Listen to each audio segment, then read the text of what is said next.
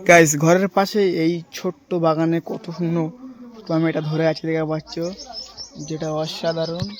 আর এই দেখতে পাচ্ছ হলুদ হলুদ, এই দেখতে পাচ্ছ এটা লাল হয়ে গেছে, আর এই দেখো এই লাল হয়ে গেছে। কতগুলি গাছ ঘরের পাশে ছোট্ট জমিতে হয়ে গেছে সুন্দর জীবনের সুস্বাদু জিনিস টমেটো। রোজা রমজান মাসে এই টমেটোর থেকে দেখতে পাচ্ছ ছোট্ট একটা জায়গায় গায়ে কত সুন্দর গাছ বানানো হয়েছে। মনোবল থাকলে জীবনে অনেক কিছু দেখা যাচ্ছে। পাখি এই একটা খেয়ে নেছে। আর এই গাছটা সত্যিকারে অসাধারণ গাছ, সত্যিকারে অসাধারণ। দেখা পাচ্ছ কত সুন্দর সুন্দর গাছ। এরকম টমেটো গাছ তোমরা আগে কখনো দেখেছো কি আমাকে কমেন্ট করে বলে দেবেন।